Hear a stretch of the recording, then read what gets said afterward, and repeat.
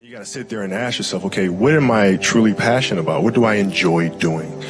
And when you feel that way, you feel like you have never worked a day in your life. It's the most fun thing in the world. You get up in the morning excited about what you're doing. And you got to be really honest with yourself about it. If you wake up in the morning and you're dreading going to work, dude, do something else. Right. Do something else. And those are hard decisions to make. But when you make those decisions, it's a very liberating experience. And you find out that the rewards will come.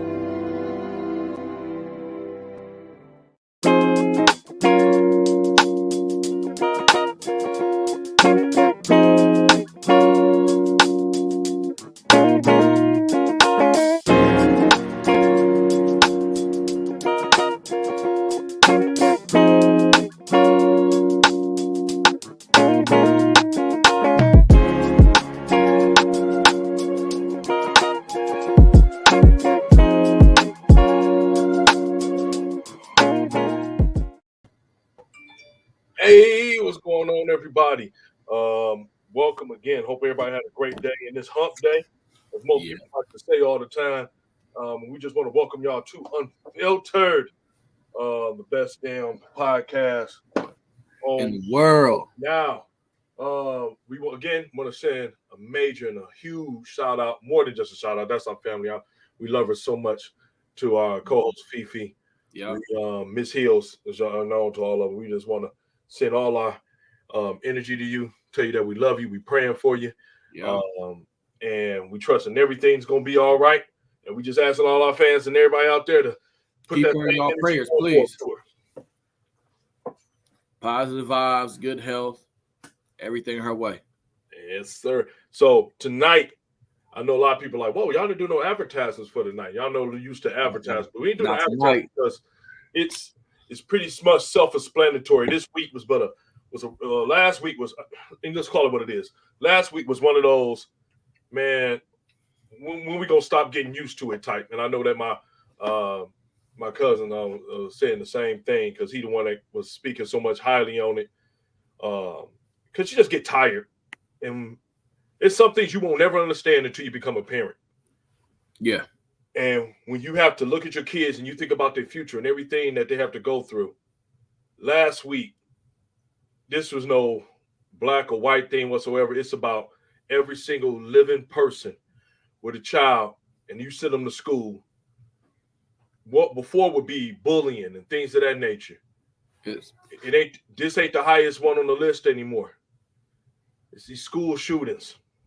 It's the fear of your kid going to school, trying to get an education, trying to be around where it should be a safe environment for the most part, and then getting them dreaded calls that you may not see him again. Yep. Yeah. I see him again. The school is on lockdown. There was a shooting. I don't know, not one parent in any office I've been in that every time it come across the news that everybody don't stop to make sure it's not their kid's school. Yeah. So tonight we are discussing. We having what we call a media town hall meeting. So please, everybody, share this. And if you are a parent, if you love children, now this topic, I've already put this disclaimer on our website. Now I normally don't do this because this is unfiltered and it's true. But the one thing I don't do is that we don't do disrespect. So choose your words very wisely on here. Every opinion is respected. I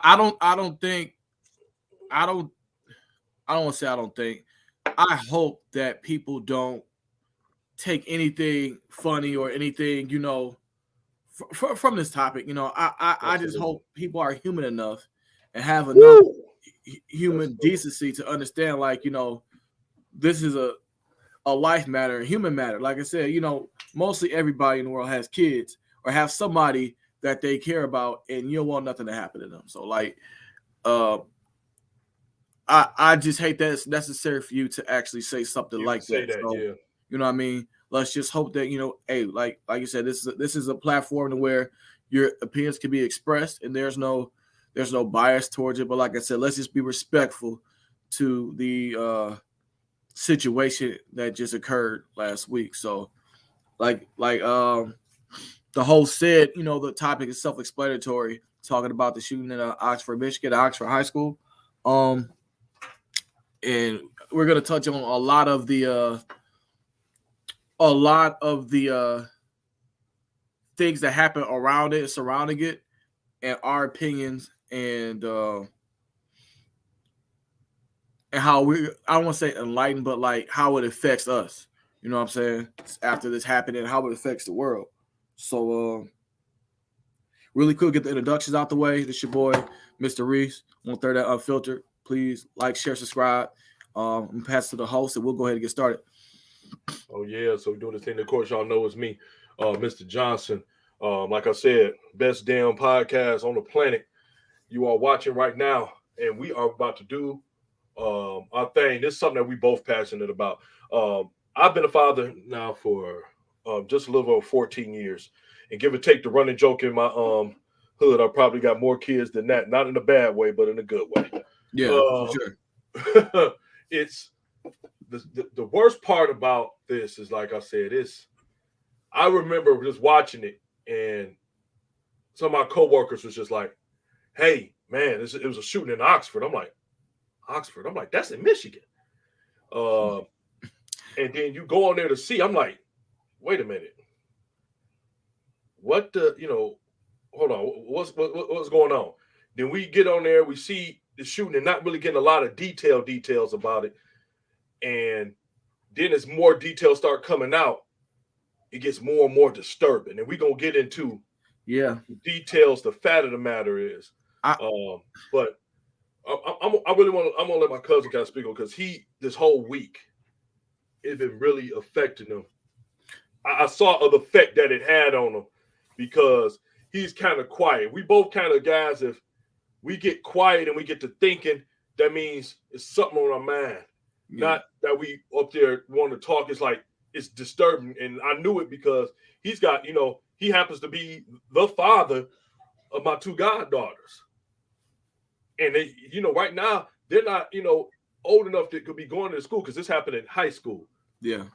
But we've seen this happen in elementaries. Matter of fact, the second highest total of deaths in school shootings, just in case y'all don't remember, it wasn't that far removed long ago, 2012, Sandy Hook.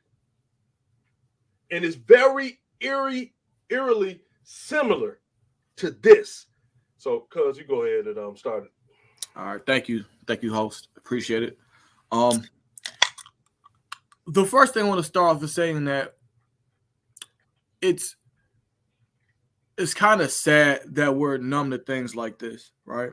And I know how horrible school shootings are, but I can honestly say, when these things happen, they happen in Arizona, California, Texas, and even though it's, I want to make sure I say it right. Even though it is a sad situation, it affects us different, because, like you said, we may not relate to it, or it's like we feel like it's far removed from us. And like you said earlier, it's not a black and white situation. So to hear it's like from Oxford, like it's in our state. Right. Oxford is like it's less than 3 hours away, right down the street. So it's just like, wow, like this happened over here. And it seems like every tragic situation that I kind of get numb to, it doesn't hit me until it kind of gets closer to home, which is kind of like, sad to say, like, all right, well, hey, we got a school shooting that happened here, that sucked. And then like it gets closer and closer. And I mean, me be like I said, just being a father in general, right? Like it would, and I don't want to take these words because Randy actually said it. It would be horrifying for me to take my kids to school and I'll never see them again. Not on the event of something that's a freak accident, but accidents that somebody can control. And at the end of the day, that we have that one regret, like, okay, what if they skip school this one day? What if we had just went on a trip this one day? What if this one day that they were sick and I kept them home and could have avoided this tragedy? And it's just a lot to take away from it, and especially with everything happening now. It's kind of impossible to I don't want to say live like a carefree life because it seems like everything is dangerous. You know what I mean? Everything has its precautions. Everything has its. All right, well, hey, let's make sure this doesn't happen to the point where now I'm used to it going in a public school in the cities. Like we go through metal detectors, and we had to wear clear book bags and get checked by the security officers. So now where I think people won't feel safe until they have armed guards at schools, even middle schools and elementary schools at this point. Like it's sad that how one event that occurred like that could change the whole scape of how we look at protection, how I would feel as a parent to send my kid to school. Like I'm not comfortable sending my kid to school unless I feel like there's armed guards there. And it shouldn't be compared to a prison. It shouldn't be compared to anything like that. But it's just, and most of it happens in America. Like it's a sad situation. Me and Randy can bounce off of each other, but like I said, it just affects me different because right now I have 2 daughters, and I just can't imagine just a daily routine, taking them to school, picking them up, putting them to bed, taking them to school, then waiting to pick them up, and I never see them again. So that was one thing that struck me, that I know it's a nightmare for those parents. I know it's a nightmare. Like I said, and these are my words. These is Randy, so I'm just going to repeat them. It would be a nightmare for me to wake up and go in my kid's room and knowing that they were there every day, sleeping, playing their video games, doing their homework, talking on the phone, texting, doing whatever, and I'm never going to see them again. And they're never going to be in that room. Like it's a twisted nightmare. And like I feel for those parents. You know what I mean? Just having kids of my own. And like I said, the sick part is that it's very numbing. And it's the real sick, unfortunate part that this may not be the last school shooting. You know what I mean? And Right. I know we had different kind of crimes related to these, but we'll touch on some more stuff later on. I'm gonna go ahead and pass it on to the host. So we just, like you said, everything you said is, what we really want to touch on. And the biggest thing I heard you say is that we become numb to it. Yeah. And people don't think we have. They're like, man, we ain't become numb. Yes, we have. We become numb to it. Absolutely. We become numb because when you start to, it's the same pattern of life that happens all the time. If you want someone to become more accepting of a certain type of behavior, you expose them to it. You keep exposing them to it to the point where it's not even surprising. It becomes like daily routine. Right now, if we saw a tank with a missile going down the street, everybody's eyes would get big because you ain't used to seeing that. But in places like Afghanistan, Pakistan, Iraq, they see this on a regular basis. So it's nothing for them. They become numb to it. So when we see this kind of situation, I'm like, come on, we got to stop becoming so numb to it. And ain't no one more numb than Congress to this situation. Congress has got to be the biggest joke when it comes to the topic of common sense gun laws. Why you say that? And why I say that is because we live in this political society where it seems like we all tend to forget that when they run for office, somebody has to flip that bill. Yeah. Some of it comes from tax dollars, but the majority of it comes from lobbyists, which means it comes from companies who send lobbyists to lobby for senators, representatives,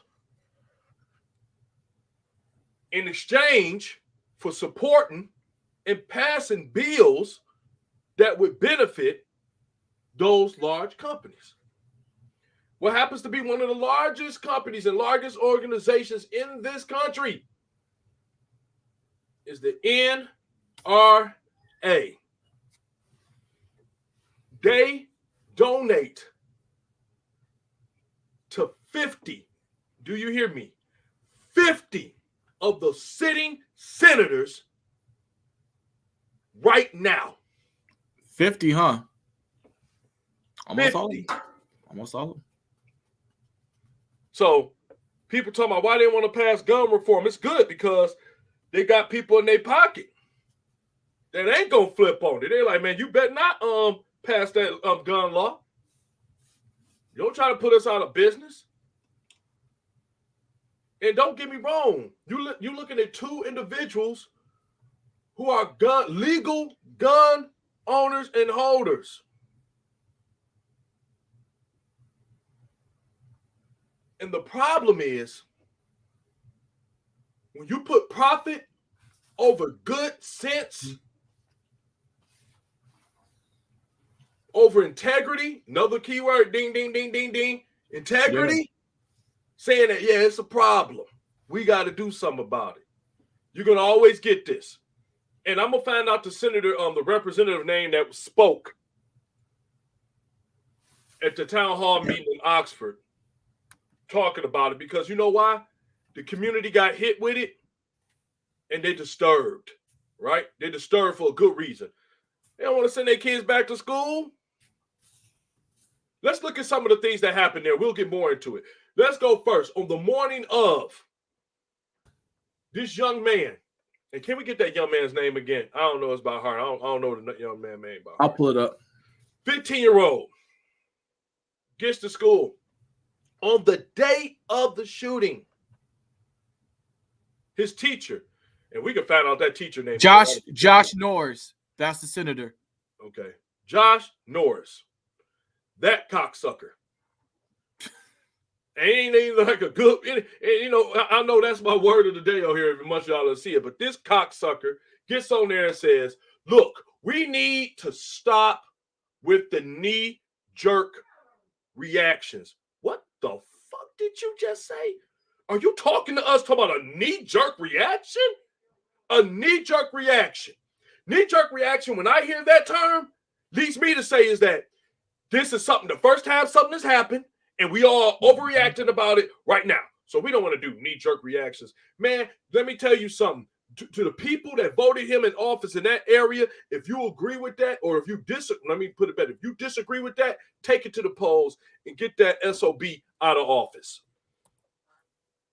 He said knee-jerk reaction. He think the death of 4 kids is a knee-jerk reaction that went to school and got murdered.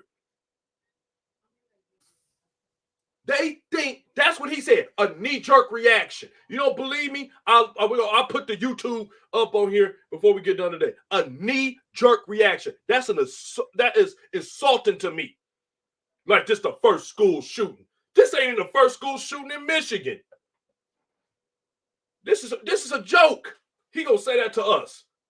This is why sometimes, all due respect, I don't like when we got good old boys still in office. This is why we need to set term limits for how long people can be in office, because you'll get ignorant bastards like him that'll sit in the face of his constituents and say something like that.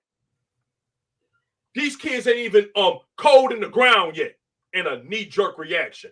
That's how you feel about our children, because you love your guns so much. And like I've been saying on this show, I've been saying it faithfully, that the United States of America has an unhealthy infatuation with violence.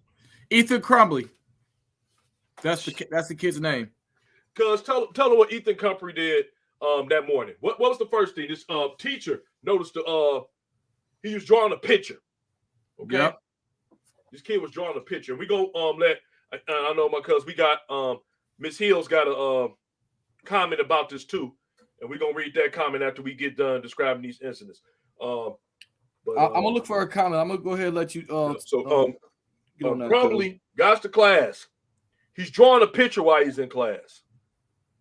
The picture he's drawing is of him shooting and killing people. His teacher sees it. Shout out to her. If we can find out the name of that teacher, I'm going to put her on here. That's the teacher that's doing her job. She did her job. She said, wait. No, this ain't right. We about to call your parents. We about to call your parents. And we probably ain't going to have the name of that teacher. But to you out there, anybody that say anything bad about her, y'all some idiots. This is what teachers supposed to do. She saw something that wasn't right. She said, no, something ain't right with this. Something was sitting with her. Went in there, called his parents, told him, hey, he drawing a picture. He said, I'm drawing it for a video game, man. I'm about to start. Then they was told the parents to come pick him up. They refused to pick him up. They refused to pick him up. I didn't know you had a choice whether you could say, no, I ain't picking up my kid. He going to stay right there. I didn't know you had a choice like that. I remember in black schools, when they say pick up your kid, they mean pick up your kid. Yep. And let me, again, not making this a race thing, but I just know in other schools, I've never heard of that before. I've never heard that process where you could say, oh, hey, your kid is up here fighting, beating up everybody. You need to come get him. No, let him stay there. All right, go back to class. No, I ain't never heard of that crazy. So I'm gonna go, cuz I'm gonna go ahead and read the incident. So school officials said that this drawing prompted at 10 a.m. meeting with both parents Tuesday morning of the shooting. A school counselor went to the classroom, removed Crumbley, and brought him into the office with his backpack, according to police. The counselor obtained the drawing, but Ethan had altered it, right? He altered it. Willis said the drawing of the guns and the bloody figure were sketched out, along with the words, help me, and my life is useless, the world is dead, blood is everywhere. They're all scratched out. At the meeting, Jennifer and James Crumbley were shown the drawing and were told they were both required to get their son to counseling within 48 hours, according to Willis. You know, and I want, because I know it's more to it right there. But I'm glad you read that. If y'all notice what they said it was crossed out, it was altered, all these different things. Right then and there, that boy going home. And because I mean to cut you off, I'm gonna finish this last sentence of it. And I think you had said it. I think this is one of the golden tickets of it. Officials said the parents resisted the idea of Ethan leaving the school at that time. They left the building without their sons, authorities said. Let's see. Willis said Ethan Crumbley went with his father November 26th to purchase a 9mm handgun. Later that day, I'm not laughing because it's funny. I'm laughing because we talked about it, but just gathering the details of what actually happened. Pisses you off, man. So, all right. So Willis said, what was that? Yep, it bought a 9mm handgun.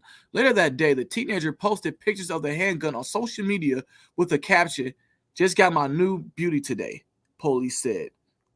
On November 27th, Jennifer Crumbley posted on social media, "Mom and son day tested out his new Christmas present," according to authorities, which is the gun. So, yeah, and then it just gets on to more details of the shooting that day. So you can go ahead and continue, cuz. I apologize for the cutoff. No, you good. It was right on. It's exactly what we said. They resisted saying, no, he can stay in school. First of all, that's not the parent call. It's not. That's not the parent call. I don't care what nobody say. Right then and there, that's the call of the administration that's there in that building. This is where the administration failed these students. Not the teacher. But it should have been a higher, the counselor and everybody said, no, he needs to leave today. What I've seen on this paper is disturbing. What I've seen him cross out is almost, he has a predetermined mindset of what he wants to do today. Or period. What do you want to do, period. At the very least, what should have happened was this officer, because keep in mind, the same, what's the name of that congressman again? Morris, Congressman Morris. Representative Morris. You talking about the senator? Yeah. We talked about. His name is. Yeah, give me 1 second. I just had it up. Stupid representative. He said, knee-jerk reaction, and he's the same representative that voted down to have more protection in schools in the form of officers there, saying, and I quote, they already have an amount of officers that they need. Norris. Josh Norris. Josh Norris. So this cocksucker said that they got enough to protect him. And that's why he voted down that bill. Then he said there's a knee-jerk reaction to it. Almost like he didn't see anything going on. Like he's such an idiot. He's so oblivious to what's going on. You want to know why? Because dirty money clouds a lot of eyes. When you're getting paid and you're getting funded by an organization, you ain't quick to speak bad on it. Nobody gonna bite the hand that feeds them. Mm-hmm. And this old cocksucker need to be taken out to the pasture and put to rest. Sometimes when a cow ain't no good and they break their leg, you got to take them out to the, take them out to the green pastures and say a couple of words and put one in the back of their head. And maybe Mr. Norris will appreciate this since his cocksucker loves and thinks that guns are so great and that they the ultimate problem solvers, which that's a trope, that's a complete and utter lie. Guns in the hands of the wrong individuals can be 10 times worse than you can ever think. Yes. Guns don't make the situation better. They intensify the situation. Yep. Okay? We're not saying guns kill people because guns don't kill people. People kill people. But people with bad decision making, bad mindsets that don't understand or don't care about the results of their actions are some of the same people that are able to get guns. We're not talking about illegal gun holders, y'all. We're not talking about that. We just had this. I just told y'all that this was not going to be the last time it come up about some little young kid having a gun and he ain't supposed to have it. Yeah. Hint, Kyle. Told y'all it wasn't going to be the first time. And the issue is that when you open Pandora's box, you have no control what comes out of it. So there you go. Some of you individuals always want to quote amendments and you can't read, talk, spell, walk, chew gum at the same time because you're so uneducated. But you know what you like. And that's why everything is geared to y'all to get y'all support because you're like children, like big, huge children. Like you can't can't tell the difference what's right and what's wrong because you think your fun about to be taken away. Y'all sound like some big kids. What are you talking about? You got to take away Uzis, AK-47s. You got to put an assault band on. You gonna put an assault band on my AR-15, my M16 rifle? I need that. I go hunting with that. You don't go hunting with an M16, you fucking idiot. What do y'all think y'all talking to? You want to get to some of the comments? Yeah, let's get to it. Before we continue, yeah. Let's go to. All right, so we got Dorian, Miss Kathy. Thank y'all for coming on. So let's see. Miss Kathy said, "Hey fellas, NRI is funded by the Republicans, which we know." Doria, I'm a member of the NRA. Miss Kathy said they never release statements when tragedies like this happen. Just to pause on that. So when this happened, I could be wrong, and like I said, I'm just being aware of the situation. When this happened, I did not get a name of the children that that tragically got affected in this event, or the child that basically was responsible for that. I was waiting for it, and I didn't get pictures, I get no names, but yet they had him in custody. I thought that was some BS. You know what I mean? But I'm not sure if that this because they were underage that they can't display that information. So yeah, I think it's a certain age until they get notified. Yeah, okay, that's what I wanted to know. This cat said I immediately called my niece at her school that her daughter's attends. It took a while to get back with me, but I was nervous as a mug. Thank God it's not, but too many babies lost their lives. And that's the thing, what I mean? Just to even talk about the senator or even people in general. Until something happens to you or close to you or somebody you love, you ain't gonna be affected by it. You're not gonna be affected by it. Let that have been somebody at one of his kids' school. Maybe it change and don't change, but people feel different about it. Just like even with COVID, people not wanting to, take the proper procedures. Because I don't know how anybody feel about vaccinations or whatever. But even whether you believe it or not, taking the proper protocols and taking the proper procedures just to make sure that you're safe and everybody's around you safe. And until you get affected by it, people, talk about it like it don't exist or like it won't affect you.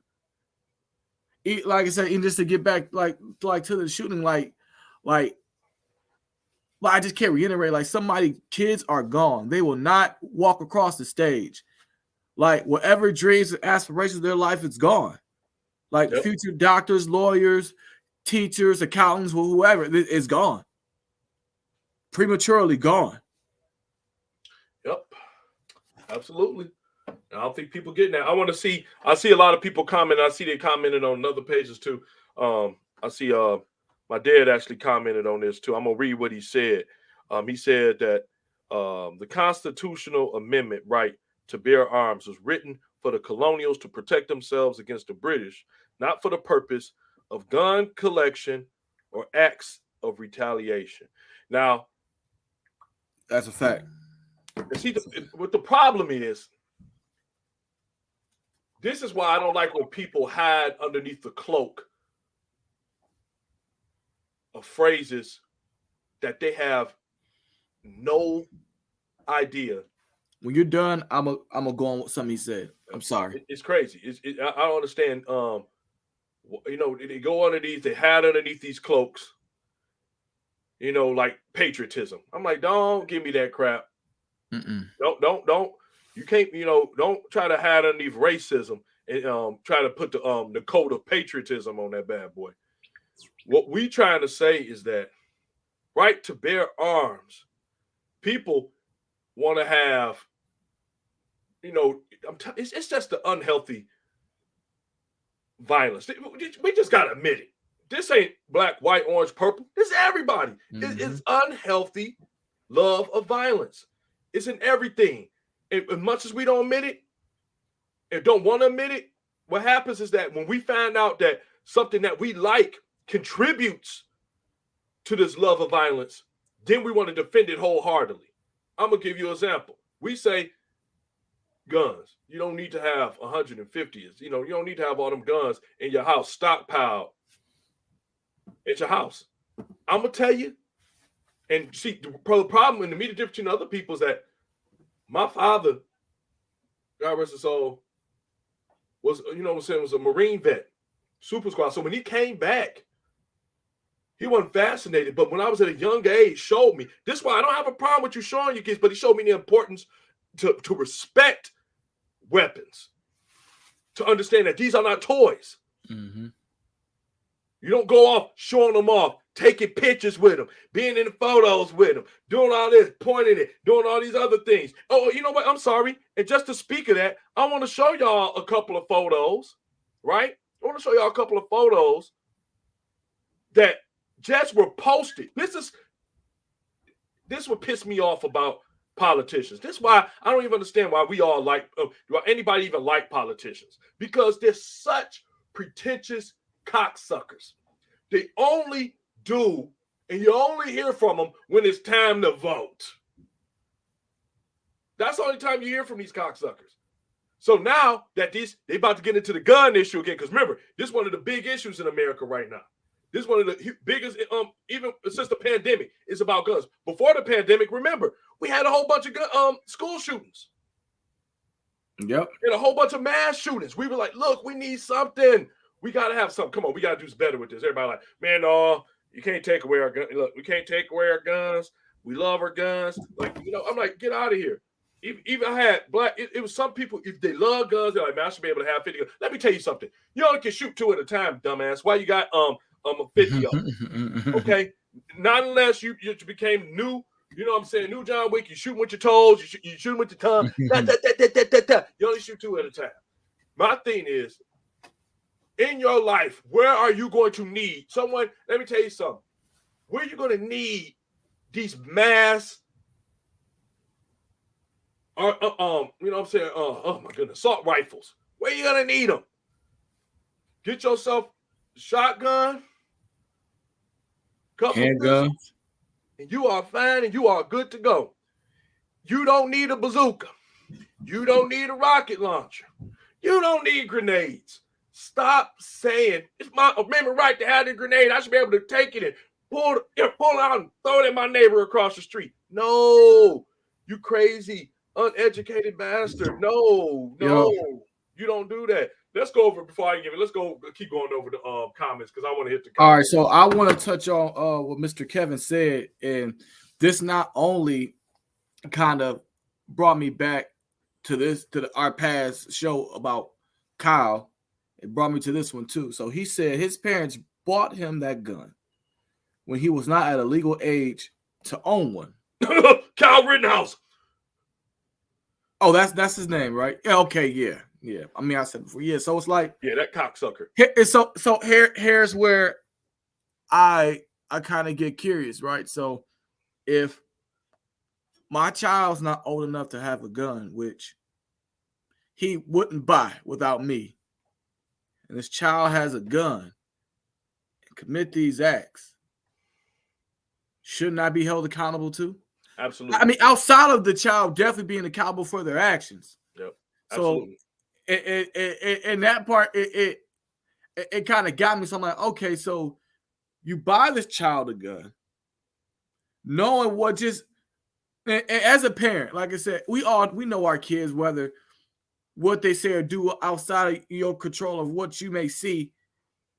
You're like, all right, my child gonna do this and do that. But if like I said, a faculty member brings you in and say, hey, this is what your child did and what they wrote, and you're still going to make sure they have guns around them in this kind of environment, knowing like, okay, well, maybe we need to reevaluate what we do to what we're doing. And so like the report I just read, this was after the fact, after the pictures, they got it. And now they're... Oh, no, they got that before the picture. Oh, well, I read that wrong. My bad. So you good. They got it before the picture, though. I mean, but even if... All right, so it's even still. Even so, yeah. So like, hey, if this stuff happened, I'm going to like take some kind of action. So like I said, even going back to Kyle Rittenhouse, right? So he's not near old enough to buy an assault rifle yet. He has one, but the parent is in charge. Yep. But you don't charge him as an adult. You don't get charged an adult because it's self-defense. So they say in a redneck state. And I know people going to get mad at me for saying that, but the truth is what the truth is. When you're in a state, when you're in an area, when you are in a county where majority of the people have the same, because keep in mind, it's the jury. It's the jury. You telling me nobody in that jury just thought about, like, why would his parent drop him off in the middle of a dangerous war zone, talking about he felt in this, his whole plea. This is why I said the defense were, you know what I'm saying? The prosecution, to me, were complete idiots. Yeah. The whole defense was he felt in fear of his life. Let me tell you something. If you, okay, hold on. How can I say this right? Because I got to speak to some of you ignorant folks. And I mean ignorant like, to be insulted, but I mean ignorant is that y'all really don't understand. You're ignorant of what is trying to be said because you're being tricked into believing people want to take away your toys. Mm-hmm. This is not what we're doing. Listen to what he's saying. You're talking to a man that's a gun owner. And I am for common sense gun reform because you want to know why? I have nothing to hide. I'm not scared of them telling me I got to go through more tests to make sure I'm competent and not a coward and not a hothead to carry my gun. Because guess what? Some people are born cowards and they should not be having a gun. I know a lot of people won't agree with me on that. That's why I hate that term, stand your ground law. That's a stupid term. Because a coward shoots you quicker than somebody with some sense. And that's exactly my point. That's exactly my point. Fear is not judged the same for everybody. What don't scare me might frighten the mess out of somebody else. I'm not afraid of a man talking about, hey, you want to throw these hands? I'm like, shoot. I hope you got some help because I'm about to whip that ass today. I have no problem with that. That's not fair. Yeah, that's not fair for you. But you know what I'm saying? It's like, it's just like me and you walking. Me and you walking down the street in a group of guys, you know, or two other guys saying, man, what y'all want to do? We gonna take it. I'm like, okay, well, let's do it. That's not a fearful situation for us. But when you are the initiator, when you go to other people trying to cause issues, and you already got a gun with you, I'm sorry. You're not a victim. You are the initiator. Yeah. Period. I've seen that too many times. What's his name? George Zimmerman. Not a victim. He's an initiator. And y'all found out after he got acquitted how bad he was, pulling guns on his girl, violent, always doing all this stuff. That ain't something that he just did. He been doing it. And even to look back at Kyle's trial, right? And so when you talk about the thing, right? And when you have the jury up there, right? And it was all white, right? Yep. Now let's look at Kyle, how he looked when he had the rifle, and how you look in court.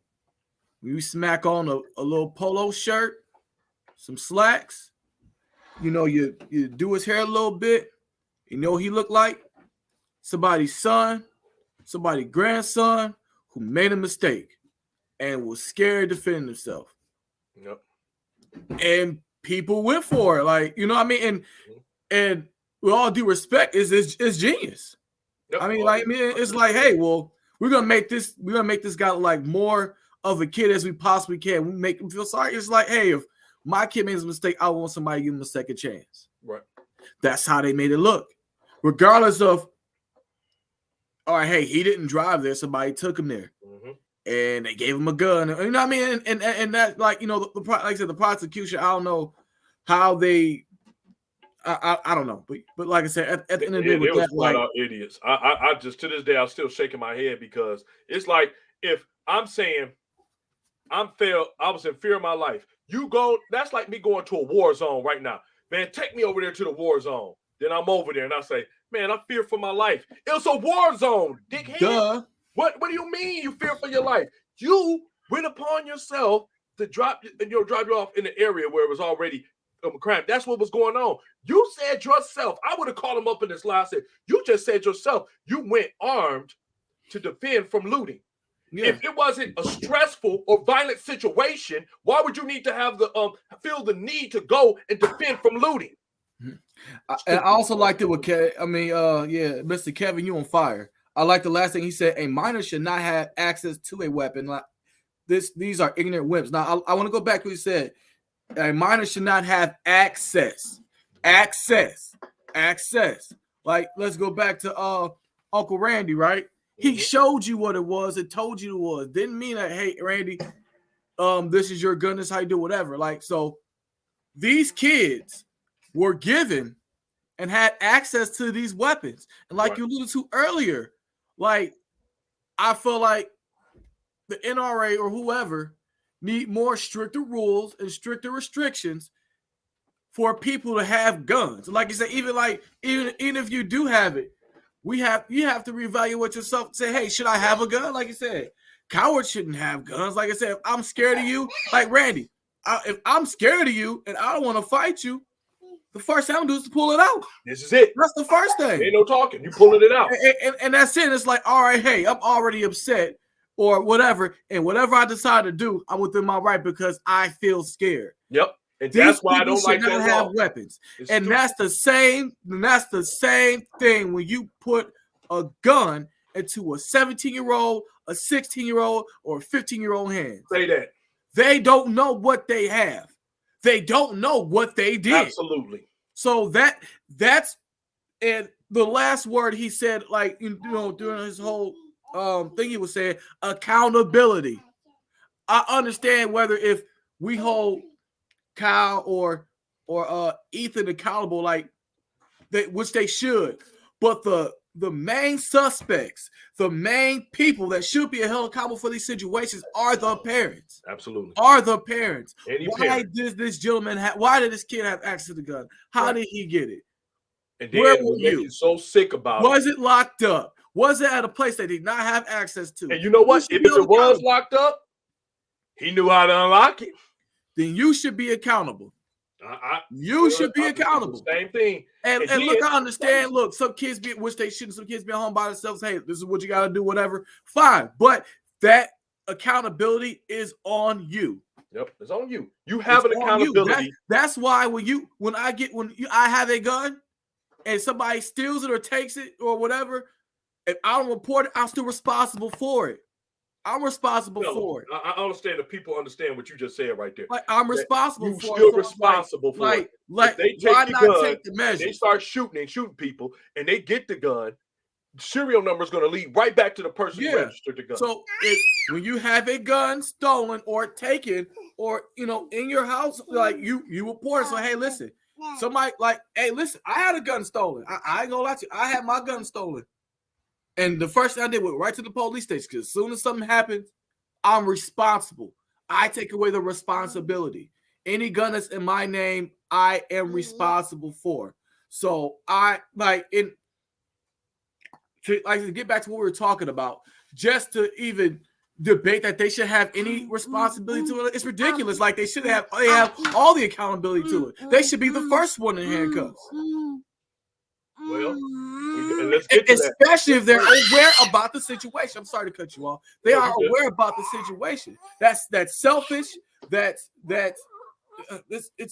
a lot of things on another level, man. But like, come on now. No, you're absolutely right.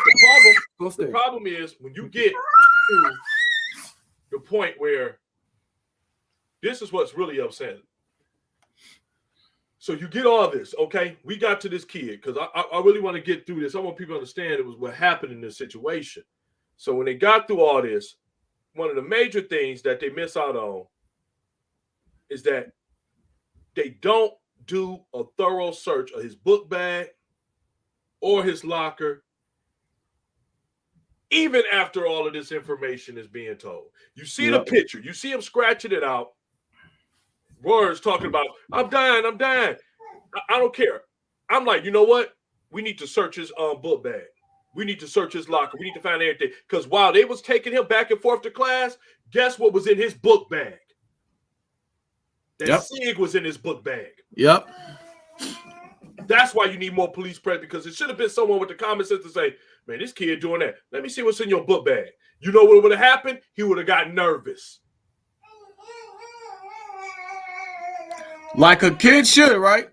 Like a kid should. She should have gotten nervers. Like, I would get nervous when the police ask me for my gun. You see my license, and this is my registration. You know what? I agree with you on this. You know what I'm saying? My dad just said Ethan was taught how to shoot a gun at an early age. His parents took him to the range. I've seen children as young as 10-year-old with the range. I've been in the range, same age. But I'm telling you what the difference is. It's about accountability and responsibility when it comes to these things. This thing here, you here with me, and I'm showing you, because guess what? I am, to a certain extent, have no problem with y'all showing your children how to shoot. When they're at a certain age, and it should be documented that what age they should be at. It should be documented. It should be nobody, no minors. I understand it. You know what? And I love my dad. But guess what? Even as mature as I am, and was at that age, I could be man enough to say now, it probably wasn't a good idea to do that. It probably was not a good idea to see. Guess what, world? You see this world?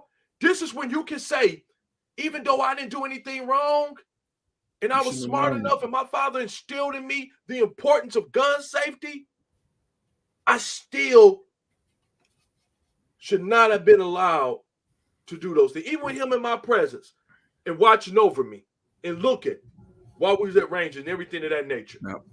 Still shouldn't have did it.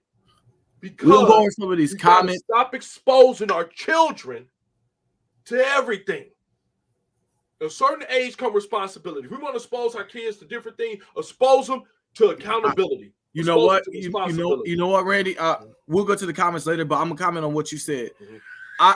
As much as I want to agree with you, I slightly disagree, only because I got to disagree now. 20 years ago, I'm 100% with you. The reason I would disagree is because what our kids are exposed to now.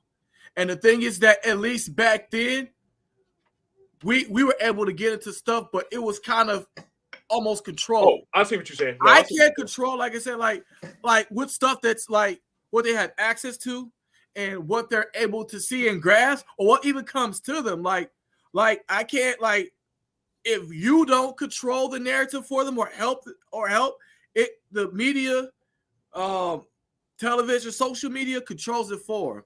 So and like, yeah, we didn't want to expose them to sex, guns, violence, anything of that nature. Like, but as accessible, as in their face as it is, like, we gotta explain it. Like, and even like if they say, hey, if we say, hey, like, not now, I'll tell you later. We have to be the forefront of, like, all right, this is what this is.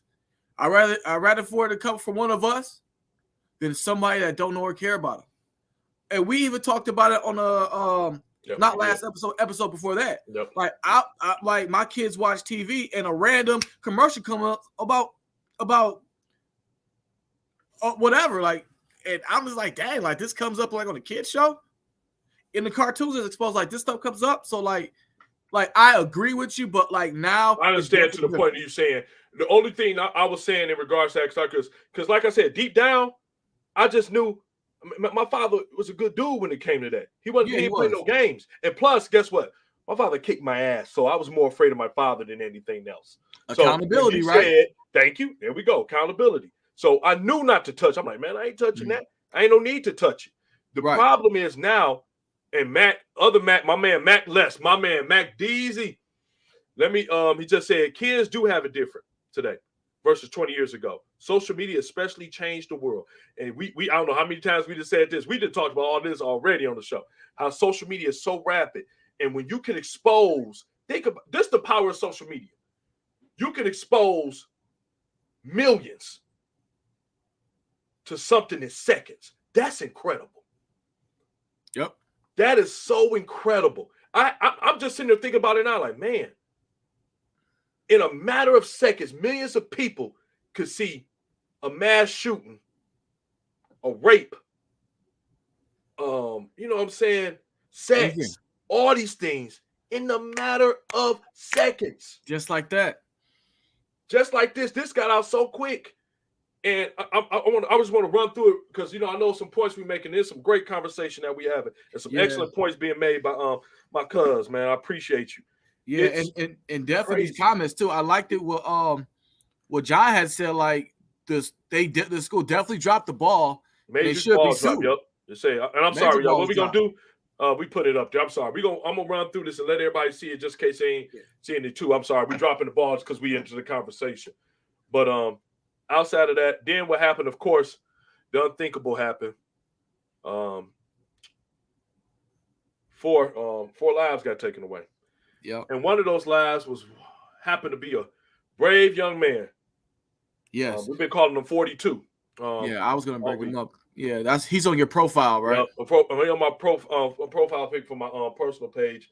I mean, it touched me so much because this young, I'm calling him a man because the behavior that he took upon himself to say, nope, I'm about to stop and do my best to stop before anybody else can get killed in here. Took his own life. I want y'all to know something. We had a 15-year-old that was immature, that was violent, that no one took accountability for all his actions, his parents, the Crumbleys. Didn't show him anything different. Made him think that everything else was okay. We had that spectrum on this side, right? And then on this other side, a 16-year-old who you can obviously been shown in this household about integrity. Because let me tell you something. The greatest gift that it says that the greatest thing for any man to ever do is to lay his life down for his brother that don't even know. This young man is 16, trying to help other people. He probably didn't know everybody in that high school, but he knew that, man, this is a situation. And I guarantee, I don't even know if he knew that this is my last day. Laid his life down to save everybody. So instead of hundreds or of 20 or 30. One did it. One person took it upon himself to say, this is something that we need to do. This is what I'm saying. This make me. I'm looking at this. I'm like, that's a hero. Yeah. And it's sad. And you know what? For that young man, we apologizing, man. We're gonna make sure that stuff get done because your death ain't gonna go down and it ain't gonna be in vain. That's what we all should be saying. You know how many people he probably saved that day? Yeah. He ensured. Like I said, you made a big count, Randy. Like hundreds, 20s. We know how many bullets in the gun. Man. But like somebody's like, wow, the next person could have been you. Yep. But a young man sacrificed his life to make sure you came home. Right. You were next to, or you could have been the next person he would have shot. And the young man was right there to save you. Let's get that. What's that young man's name, Randy? Oh shoot, I gotta look it up. I'll find it. Find it. Put on there. Respectfully, I've been calling him 42, man, all week, and I love the like Mac you was just saying, U of M, the Pistons. Yeah. Oh man, the Lions. To everybody that was, man, it's just I just, and you know what? Tributes are nice, but the real tribute need to be reform. We need to have some type of reform because I don't want another 16-year-old, 17-year-old, 14-year-old doing what old men in offices sitting in Congress ain't got the balls to do. Oh. These men have been over here sitting in their desks for something 30 and 20 years, and they ain't got the balls to stand up to the NRA. They ain't got the balls to stand up to big business. His name is Tate Myrie. Mary. Yeah, I don't want to mispronounce Mary, yeah. I won't say it's Mary, but yeah, Tate. It's just crazy. Like, man, he did something that they stood up and stepped in the bullets. And it's funny now when we have this conversation, because of course we just had the funerals. One kid was over the weekend, and now we just had the rest of them all being put to rest now. And guess what? We got now? Not only that, the parents, when they found out they was getting up on charges, which they knew they was going to do, these lack of accounting, fire is like Meyer. There we go. Sound like, thanks, man. Meyer. Yeah, thank you. Meyer. Thank you. I appreciate it. So Tate Meyer, we salute you, rest peacefully. Condolences to your family and everybody else's family who was lost. Raising a young man with some integrity. Thank you. We thank you. Like I said, like Randy pointed out the number, hundreds. Like, we don't know how many clips he had, hundreds, 20s. But like I said, even one, like that one could have been somebody's child. You know what I mean? Like, I don't know, man. You know what, John? John, I see all your comments, man. I appreciate you on this bad boy today. I'm trying to get all you in there. Say parents these days are overly enamored with being their kid's friend. You damn right. I would never be my kid's friend. That means we're on the same level. We're not. My kid don't take care of me. I am here. Dear parents, hear this. The reason why kids are in your care is so that you can prepare them for life. Yep. All right? You're supposed to prepare them for life. Get them ready. Everything that comes with that at that time frame, like enjoying their accomplishments, seeing them become better individuals all through their life, and seeing them do 10 times better than you, that's what is supposed to happen. Some of y'all get jealous that your kids doing better than you. You should want your kids to have better than you, and then their kids should be better than them. And it should go on. And I ain't gonna get all touchy on that. But what I say is that the kids, these parents, decided they were going to take off. I don't care what they said. They said we're going to get ready to turn ourselves in. They went from Oxford to Detroit East Side. I know exactly where the factory is. It's not that far from the Ambassador Bridge. Give me a break. Y'all was trying to make the run of you was trying to go get some Canadian bacon. You wasn't trying to wait to turn yourself in. You're talking about a 6-hour manhunt. Oh, we were going to turn ourselves in. No, you're cowards. That's why you text. And you know what? Social media, the gift and the curse, because everybody want to be known and do that. What they on social media? Look at my son gift. Got him a new gun. Look at him. That boy shooting like a pro. He's 15. And then the father knew right off the bat when it happened, oh my God, let me go over there and see if the gun gone. He called the cops and said, I think that's my son shooting. And y'all bust up and leave. And y'all got the nerve to say not guilty. I saw what it is. They said not guilty to every single count. Throw them parents underneath the jail. This is a very minor situation. Like I said, I'm going to bring up. Isn't Oxford about an hour and a half, closer to 2 or 3 hours from Detroit? I hate when the media press anything that happens anywhere in any city that's in the vicinity, hours away from Detroit, suburbs of Detroit. Oxford is nowhere near Detroit. I hate that stuff. I hate it. Now they down in the factory. They had in the factory. Like, they in Detroit now, but still, in Detroit now. And then the person that got him in the factory, I had no idea this was going on. You living under a rock, you cocksucker. Throw him under the jail for, you know what I'm saying, of a Haddon. I forgot the charge it is. I don't care what it is. But Randy, I love what you pointed out with the house. Like, right now you had two different spectrum of households that met together. One with integrity and one with ignorance. Yep. And they so happen to meet. Like, you got the boy, like you said, the young boy, 15, that did all this. I look at his ass and I'm like, this little he and I can't believe I'm saying this. He don't really know the everything that is happening. No, he don't. He don't. He think that he is some kind of you know what I'm saying, Bugs Bunny, Daffy Duck cartoon. He think he is some kind of game of Grand Theft Auto. Yeah. Because nobody ever went through and nothing. How did the signs get missed for this? The administration at this school, definitely jail time? No. Let me get that out the way. Jail time? No. Do they need to do a revamp? Do somebody maybe need to be fired? Absolutely. I think so. Because y'all not searching anything.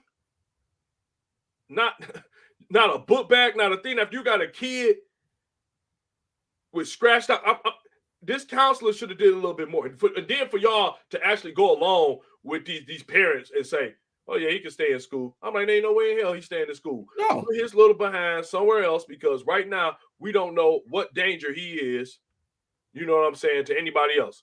We don't know. And then they went, yeah, like John, you brought up a good point on this. Then they withdrew, like, I thought it was like $4,000 to $6,000. They were out. They're gonna say, and the mama doing all the talking. She on social media. Don't you do it? Don't you do it, Ethan? Don't you do it? No, what you shouldn't have done is bought a SIG for a 15-year-old.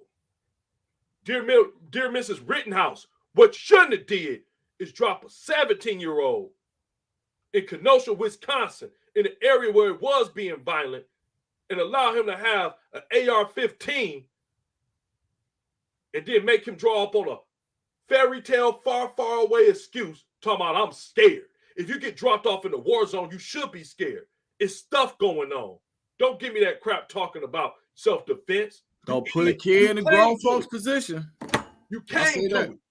Can't bring that's like somebody bringing gasoline to a fire and get mad when they get burned. I had no idea about this gasoline was going to ignite if I went inside this furnace. Yeah, that's what's going to happen. Stupid. Man, and then let me get into this. In all of this, right? Because we want to go over some things. We didn't want to keep y'all long, but this is some passionate stuff. I want y'all to think about this. Think about this. I want y'all to really think about this. Then, not even this far after this school shooting, because politicians, again, are pretentious cocksuckers who don't miss a beat to jump on something. These particular, you know what I'm saying, congressmen decided, man, we got to do something because we don't want to, everybody about to go crazy. We got to make this not about lives being lost, but we got to make them be fearful that your guns might be lost. That is the lowest. What kind of scumbag, sick sons of bitches would do that in a situation like this? You know who do it? Politicians. Politicians do it. They do it all the time. And I'm going to show you. I'm going to show you something right quick. Picture you got on your screen right there. just to let you all know, of Representative Thomas Mason. He's got a picture for his holiday photo, okay? Nothing says Christmas cheer like a couple of AR-15s and an assault rifle and a Uzi. What a Christmas card. And look at the little girl. Whoa, that's great responsibility. The little girl in the middle got a gun almost pointed to her mother's head because she could barely hold the son. I'm like, what? You got to be kidding me. I'm like, he sends this out. He didn't send this out trying to spread Christmas cheer. This was a political stunt. And then guess what? Another one, Representative Laura Bohert, she just said, you know what we're going to do? Because it was such a backlash to why they bring this out, which it should have been. It should have been backlash to this. She decided she's going to put her sons like, I want to be in the mix. She gets a picture with her kids holding guns. These is two congressmen. Because they want to act like it's an assault on your constitutional rights. This ain't about no constitutional right. This about people's right to live and be safe. And about the fact that some people do not need to have guns. This is insulting to me. Do anybody come on? I don't care if you're a Republican, a Democrat, I don't care what it is. You're not a little bit insulted by the direct insensitivity? Look at the kids we're talking about. Look at the kids. Like, they're not like the thing, like, go ahead, Randy. It's upsetting. I'm looking at it, more and more I look at it, I'm just like, man, do y'all not see the unhealthy infatuation? Y'all ain't going hunting. Y'all got a picture in front of a Christmas tree talking about, look at these kids got, this is what you want now. They'll say, man, they ain't using them. I mean, this is not about, don't use the kids. People always want to use kids to push agendas, especially now because of this day and age of social media. The thing they want to do is push, push, push. That's why every agenda always first they want to have it go through kids. This is disgusting. These two trying to make it look like, and guess what? Both of them, NRA funded. Doobie-doobie-doo, doobie-doobie-doobie-doo. And do I think there's anything wrong with the NRA? No, not like that to a point. I think they're a bunch of cocksuckers. Not all of them, because you got some members that's all right. They understand it. My point is that when you're trying to say, you keep trying to take our right to stockpile weapons, yeah, you shouldn't be stockpiling weapons. And then they're going to say, well, the bad people, this ain't world famous excuse. Well, the bad people don't care about the rules. This ain't the bad people shooting up schools, you stupid fucks. These people that legally bought guns. Whoa, wait. Rewind that. You said so. Rewind that, please. Mm-hmm. What you just say? Now play it. What you just say? I said that they always talking about that it's the bad people. Bad people don't follow the rules, and the bad people gonna have guns. It ain't the bad people shooting up schools and having the mass shootings. As a matter of fact, every single one that we've had in these mass shootings in the last couple of years have been registered gun owners. Or kids. That kids stealing guns. They got kids that take their guns.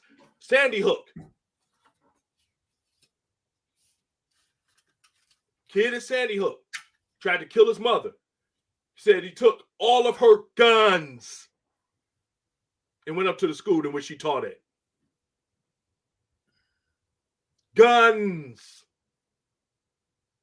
So they either have access to them, kids, or as he guys, Las Vegas.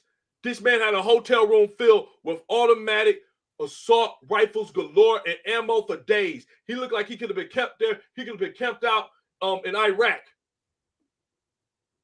He had so many guns shooting in there. Don't tell me about this crap talking about the black people got guns. They don't go to the law.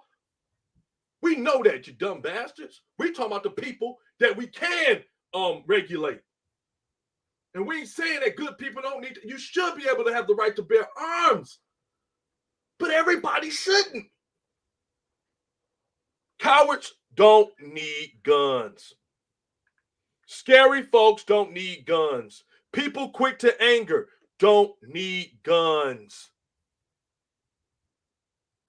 Violent offenders don't need guns. If you're abusive man, abusive woman, you quick to anger. You're always ready to get fight. Your first method, every time you something happen, you're ready to go to get violent. You don't need a gun. No. You don't need a gun. If you're someone who's scared of their own shadow, that when somebody breathes too hard on your ear, you're gonna turn around like, you're making me afraid. Now it's an ongoing joke. I feel in fear of my life. And you shoot somebody, nah, you just a pussy. You don't need a gun. We do need better reform. I mean, I'm telling you, as someone, like I said, that has it and been for years, been taught that it's not a toy, there's nothing to be played with, and had a father that took the accountability to show me the right way, who had him locked up, secured, where it couldn't be getting to. And if it had to be at that time frame, he was the one that did it. Unlike you, some of you who just been out in the woods joining militias, my father served his country.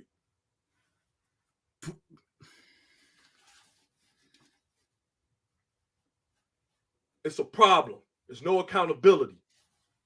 And because of these parents lacking at being parents, 4 lives are gone. And actually, I would say 5, because that 15-year-old might be in jail for the rest of his life. Pissed away because of parents who didn't take accountability and was going to leave him high and dry anyway. They're like, well, his life is over. Let's start it over in Canada. Can you say, talking about they run into Detroit. Who runs to Detroit? What white person runs to the east side of Detroit? Like, I got to hurry up and get out of here. I got to go on Mac and Bewick. No. Hey, quit using Mac and Bewick as a common east side. But man, that's all. Mac and Bewick. Mac Van Dyke, you over there in that area. Get over here. I'm like, it's crazy. And like I said, when I saw them pictures, and these guys, they thought that was a good thing to do, but they did it to push a political agenda to say, no, don't take our guns. Don't take our guns. What are you talking about? So forget taking guns, but go ahead and take our kids' life. Man, y'all better get to these polls and vote. Now, and you know what, cuz? You know what, cuz? And I'm and just stop me if I'm tripping. I don't want to reach for anything, right? So yep. You and I both are product of public schools.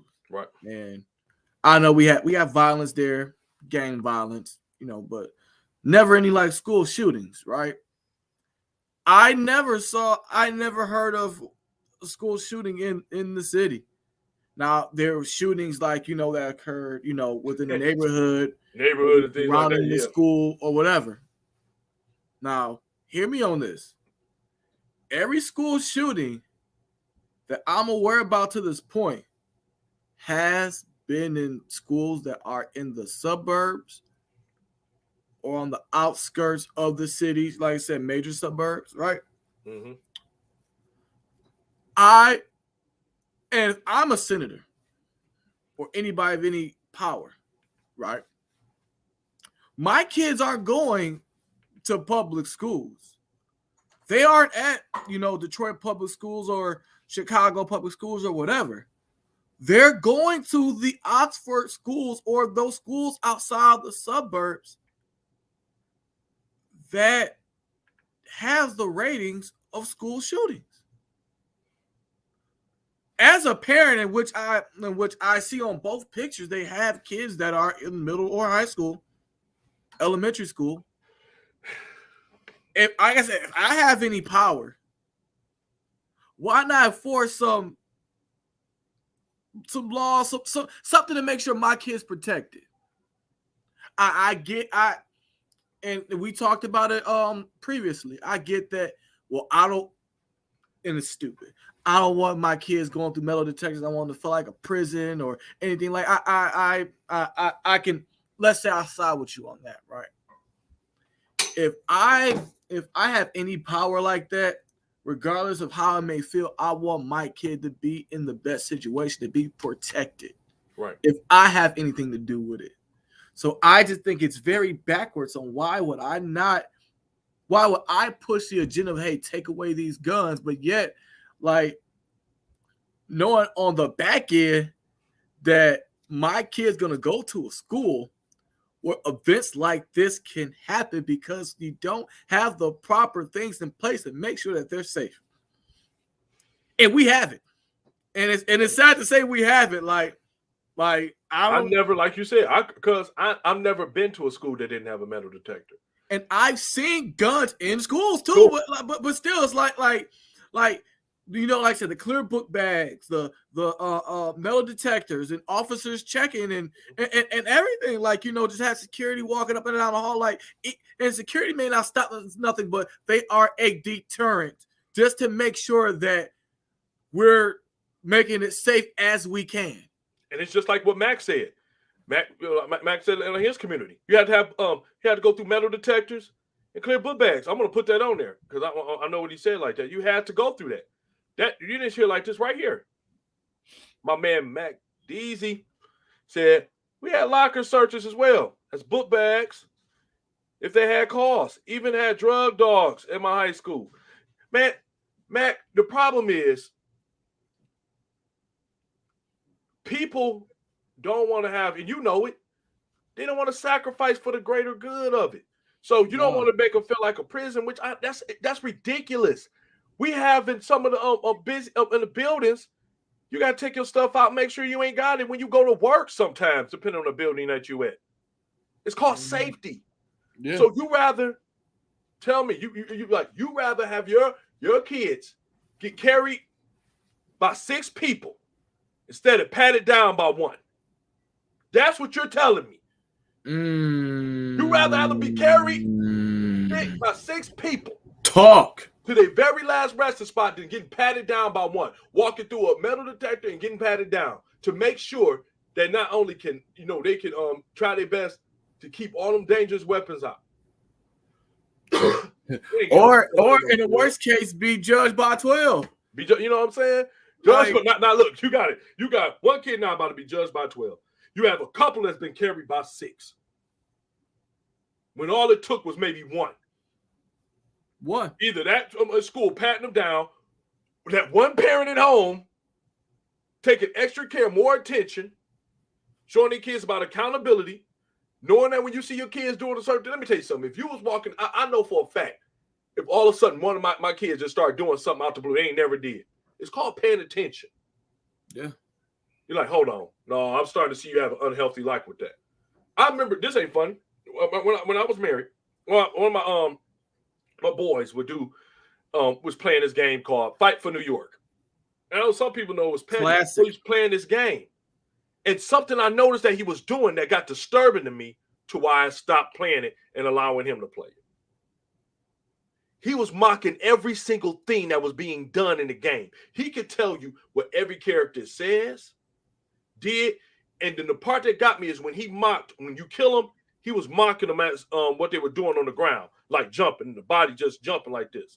And I'm like, yeah, you ain't ready to play this game. And because you're not ready to play this game, you're not going to play it. And guess what? I ain't tell him this.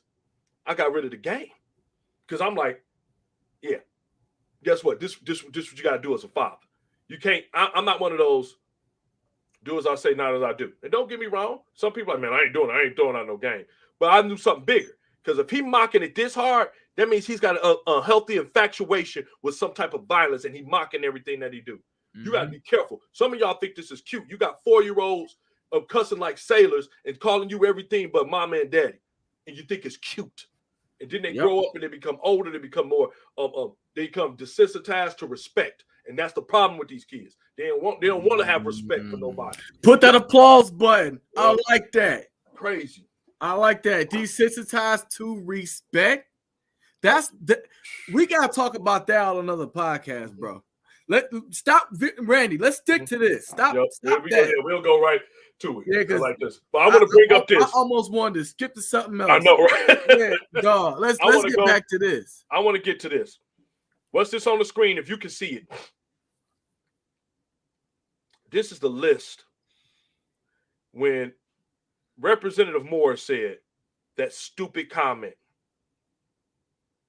that ignorant comment, that we got to stop having a knee-jerk reaction to school shootings. This is the entire list of school shootings since 2000. Wow. This a knee-jerk reaction? Are you kidding me? This is what he says, a knee-jerk reaction. Look at this, the very first one. Out of all places, noted, because there's more. February 29th, 2000, in Flint, Michigan. A 6-year-old boy fatally shot a 6-year-old classmate, Kayla, a young woman. And to this date, he's the youngest documented fatal shooter. Did you hear me? 6 years old. 6. Knee-jerk reaction? I think not, Mr. Morris. Knee-jerk reaction. Look at this. May 26, 2000, 13-year-old honor student was sent home for throwing water balloons, but returned to his Lake Worth Middle School with a family pistol. He shot teacher Barry Gunnow, who was popular at the school. 13 years old. This don't know a place. That's Nope. Michigan. That's Florida.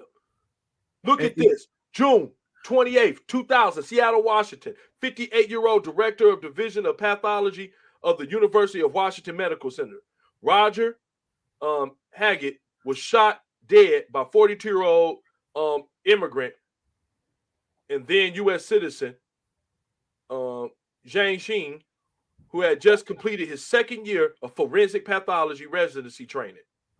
He had been notified. Look at this. I want you to understand. People are reacting to things. He was notified of his contract non-renewal, which means he had to go back home. It was a mental breakdown. And he knew it would dishonor his family, and he went to commit suicide. Killed himself and the doctor after he did it. I got some more facts for you, cuz. Go ahead. All right. So, I know you just talked about that long list, which said just happened in, like, you said, what, 2000? It started early as 2000. And you scroll through it, right? So let's compare the United States, which I'm going to go ahead and confirm what you said earlier. All right, so the total of number of school shootings in the United States is over 288 cases since 2009. Not even that whole list. Yeah, just 2009. My God. Almost 300 cases. My God. Now, to the rest of the world, UK, Italy, Japan, Germany, France, and Canada, how many school shootings they had? I'll give you guys a hint. You can count on one hand. 5. So between 6 different countries, they had a case of 5. 2 in Canada, next to US, 2 in France, 1 in Germany, 0 in Japan, 0 in Italy, 0 in the UK. And you know what that make you say, cuz? What's their gun laws like? And that'd be the next thing we look up. You know what? And the crazy part is I know in Canada, only people that has guns, that's supposed to have guns, right, are the police. Are the police. That's the disturbing part. See, but keep in mind, it's bad guys in Canada too, so they probably don't pay or don't do the law. You know, not like the same whack excuse that you people in America use, that we use in America, because I don't use that crap. Talking about the bad guys who do it. Well, what about bad guys? And that's the case. And like somebody told me, it's only 2 people in Canada with guns, and that's cops and bad people. But 2 schools just like so. They don't care. To the point where they don't care. Get to your point, Randy, and what this says: school shootings. Americans are prone to violence. That says it right there. So in the past 11 years, we had almost 300 school shootings, and the rest of the country combined has 5. It's just it gets you irritated. It say like, come on, y'all, let's wake up. And cuz, like you just said, that's just school shootings. We ain't talking about all the mass shootings we done had. No, I said, yeah. This is just our babies. Let me tell you, I don't care if it's college, middle school, elementary. These is kids, working adults. Let's not forget Parkland, Florida. 17 dead because mass shooting. And was still the biggest mass school shooting in U.S. history. Virginia Tech. Yep. Come on, y'all. 23-year-old student. What y'all gonna make? What's the next thing that the you right wings gonna say? Oh, because he was a foreigner, immigrant. Shut the hell up. No. That went on a strategic attack after killing itself. It's kind of ironic that Representative Norris, who made that stupid comment, that the place that this shooting took place is Norris Hall. Senator Norris talking about his knee-jerk reaction. You got to be kidding me. In this country. Look at this. This is ridiculous. If this don't make you say, man, we need to have some reform. We need to have it. If that didn't make you want to have no type of reform, think about this. Think about babies that can't even defend themselves. Sandy Hook Elementary, December 14th, 2012. 20-year-old Adam Lanza killed 26 people and himself. First killed his mother, taking 4 of her guns and driving to school, where he killed 20. Do you hear? Listen to what I'm saying. Look how small that bar. Look how small that bar is that you're scrolling down with, dog. Like, and you're in 2012. Dang. But 21st grade children. You see why I'm nervous? You see why that scares me? 20. Look at this. If y'all out there get the point we're trying to make to y'all. 21st grade children ages 6 to 7, along with 6 adults, including 4 teachers and the principal and the school psychiatrist. All right, so now, I'm gonna pause for a second, Randy. As I know we say we're numb to it, which we are, but like as a parent of toddlers and damn near infants, right? The last thing I should worry about is my kid in preschool, elementary school being shot.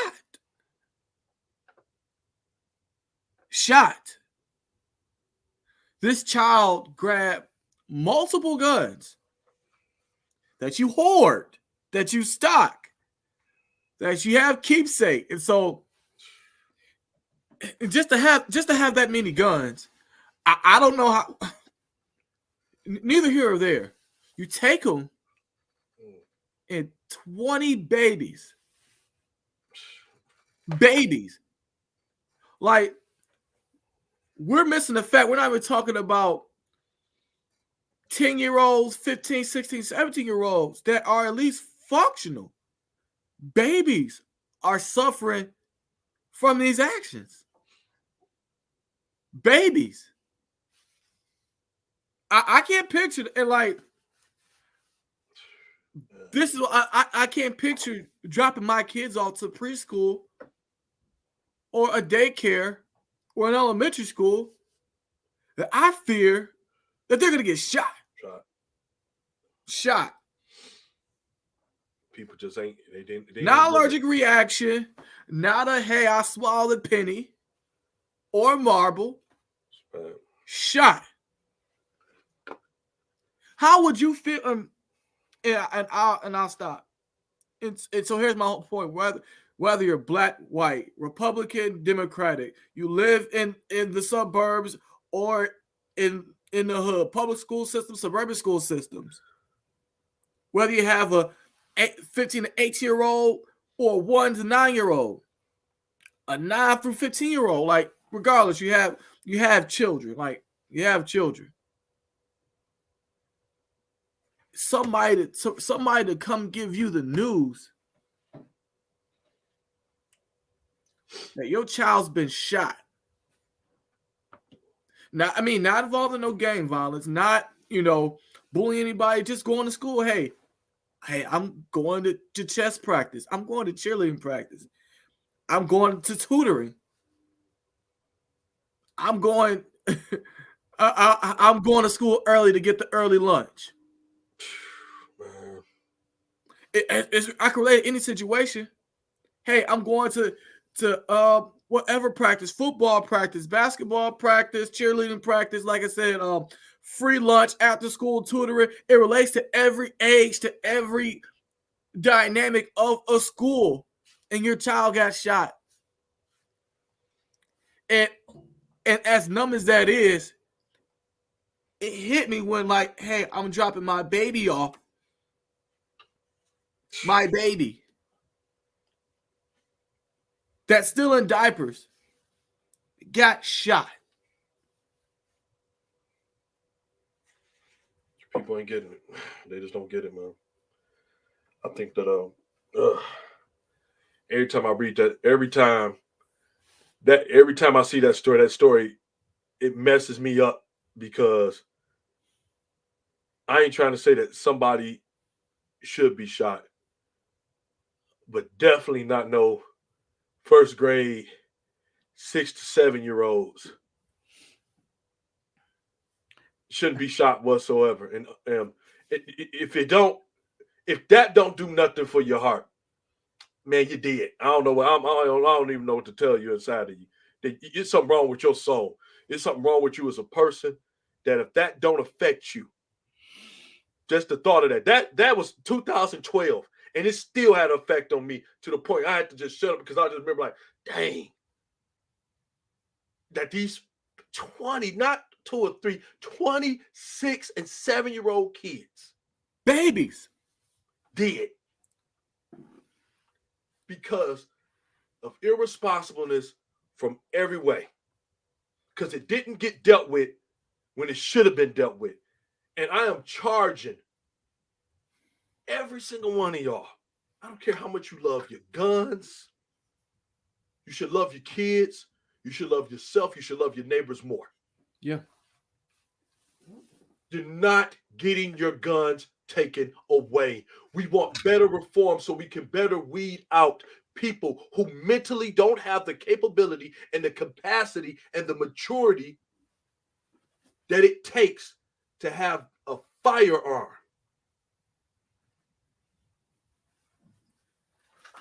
Everybody shouldn't have it.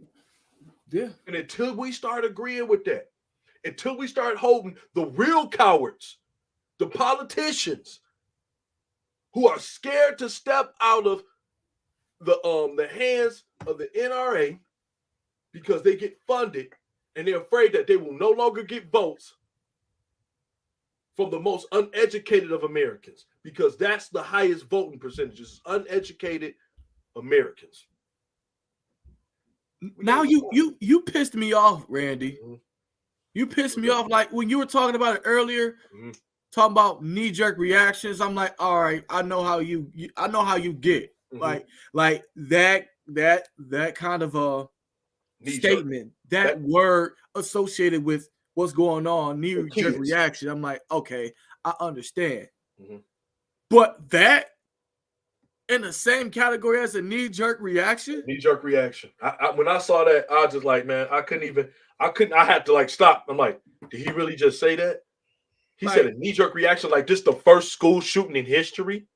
He said, listen, this is crazy. I'm almost ignoring the other 286 because, like I said, this recent one to me hit close to home because it's not too far. It ain't far at all. And I have children, and like I said, I never want to live that nightmare.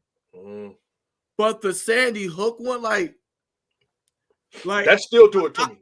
I don't have to even consider. I'm not saying respectfully, but like that one there, like these are babies, right? That has no control or can't stop anything. Tate Myers had the courage and integrity to at least stop it. He saved lives. I'm not expecting a 7 or 6-year-old to jump in front of a. And that's my whole man. Like, what are they supposed to do? That's where you hitting it. You hitting it right there, cuz that's like, I can't expect him to be a hero. It destroys your soul to know that 20 babies were shot by a 20-year-old. And then who's protecting them? You got those teachers who lost their lives, female teachers, protecting them. Killed his mother, went up to the school, and like we ain't making little of none of everything else, y'all. We just trying to bring it to y'all to the point of just look. This is what we trying to say. Look, this is not knee jerk. Some people are, only one person died here. That's one person too many in a school. Yeah, one person too many anywhere. This is like what was it? Two, one guy injured. Like, what these ain't this is a knee-jerk reaction. Dear Senator Norris, this is a knee-jerk reaction. I'm sorry, Representative Norris. This is a knee-jerk reaction. Look at this. 2004. Like you just said, from 2009, it was 200, almost 300 school shootings. That's not even counting from 2000 to 2009. Yeah, knee-jerk reaction, all right. This ain't no knee-jerk reaction. It's a late and delayed reaction. It's a late and delayed. Look at this. February on Valentine's Day. 17. And like I even said earlier, Randy, like I just like hey, like I said, if I got any power in any of these cities, I would want to make sure that whatever school or whatever my family is, I want to make sure they're protected. So like I just don't get it. Like I'm flipping my hat. I'm looking like Ray J with these hat flips, man. Like I'm just. And then look, this the one that gets you, right? Oxford is on the list now. November 30th, 2021. 4 people died. 15-year-old sophomore taken into custody. 7 people, including the teacher, were injured, and 4 students died. You know what's sad about this list? I just saw that one right there. I'm like, another one happened? Another one. And that's what I was about to say, too. Another one. Man killed and 2 others wounded 2 hours into a pair of basketball games between 2 high schools. The shooting occurred outside the gym near the concessions. Still at school. And of course, you're like, well, that one didn't get no notice because it wasn't. Let me tell you something. All of these is noticed. It's just, man, if we ain't getting it, we got to do something about this. We got to do it. We owe it to our kids. I know I owe it to mine. And like you said, I got god babies that just starting off their life. They ain't even started school yet. I got a daughter that's in high school, 14. And you know what was crazy is that I thought that you would be more scared than me. It's a fear, but and that's the whole point about this topic right now. It's like we can't even like draw like the level of, hey, if your kids in school in the hood, they're more likely gonna get shot at school. Yep. You know what I mean? But then it's like the school shootings happen in the suburbs, and it's like, okay, well, it's at least high school. Now it's middle school. It's like you just don't know. It's like, wow, like I never thought that I would. I thought I would get there, but like not right now. Right now. I didn't think I would feel the same way you feel right now, and yet I feel more scared because I'll make this case. I feel more scared because at least in your case, somebody could be brave and I want to say intelligent or develop enough to stop a situation. And that right you just said, I absolutely agree 100% with you, because like you said. Look like this guy, and it's like we don't want that to happen. But when you have somebody like you know what I'm saying, like Meyer, who stepped up, like, man, I gotta do something. The younger and younger you go, you like, my goodness, man. Nobody ain't thinking like that. Nobody doing like this. It sure ain't Congress to the biggest. I'm saying, yeah, parents, absolutely. But Congress, you gotta step up. And don't give me that crap about laws. Y'all always talk about the power of the law when it's something that y'all want to push so bad. Don't give us that crap. Yeah. This is something that we need to push. Oh, we man. Straightforward gun laws. We got to stop it. I don't. Period. I'll be the first one to say, man, if that means my assault rifles need to go because it's something like that, man, take them. Because I don't want my kids. I don't want my, you know what I'm saying, none of my people. They have to go down that story and have your heart beating fast every time you get a school alert. Do you realize how sad it is now that we used to have fire drills? That's what we look for. We look for the fire drills because I ain't got to do no work. Go outside, maybe about 30 minutes worth for the fire drill. Now they got drills for a mass shooter. Man, come on. We got to stop normalizing this. Even worse than, I mean, it's not, I won't say it's worse, but it comes to the point where if somebody gets threatened in the school is closed. To a point. If I call and say, hey, I'm going to beat up your teacher, I'm going to do this to somebody in the school, like regarding violence or weapons, they're closing school for the day. Right. It's an investigation after that. It gets to that point. Like my child's going to be cheated out of education if somebody want to go to school and say, hey, I'm going to blow up the school. Or, hey, I'm going to go ahead and shoot you up. I'm going to beat you up. Or blah, blah, blah, whoever. Not even a child, a parent, or anybody associated with anybody. School's closed. School's closed for the day. Yep. And even longer. We're not talking about COVID. We're not talking about a natural disaster.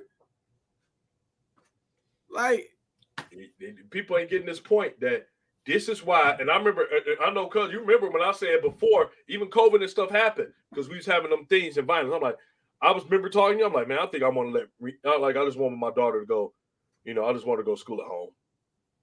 Yeah. And when this COVID thing hit, a lot of y'all talked a lot of stuff talking about, oh man, we was away from people, we missed people, but then y'all came out more violent.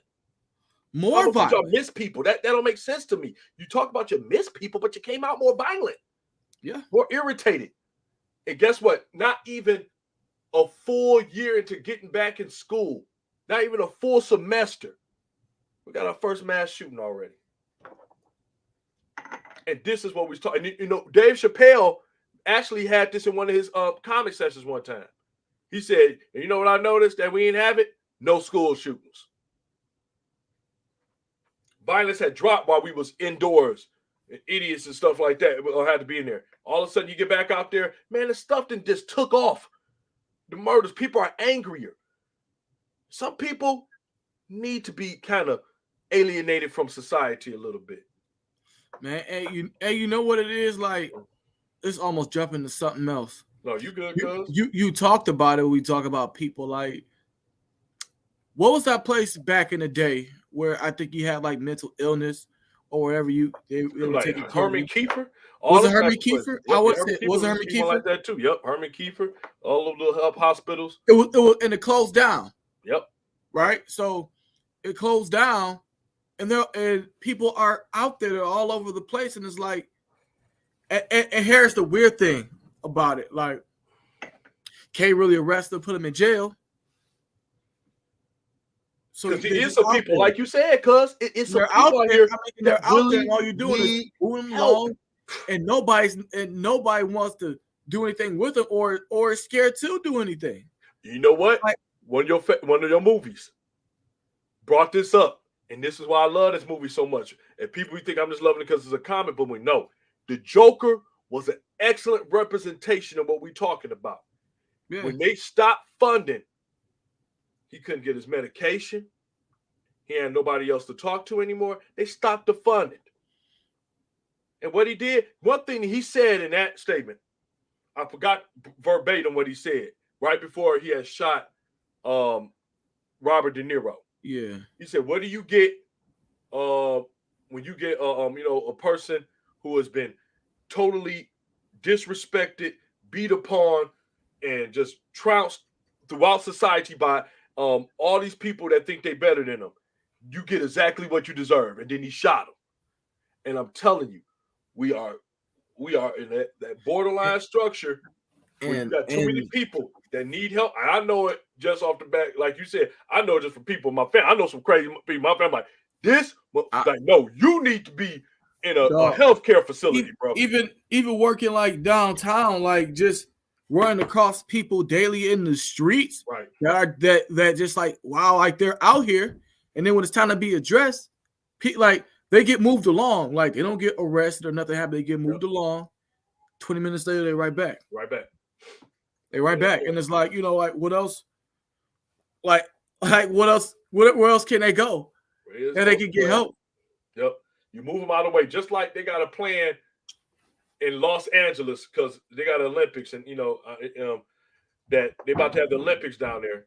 So now they're having this big thing because my mother just went out to Los Angeles on a trip.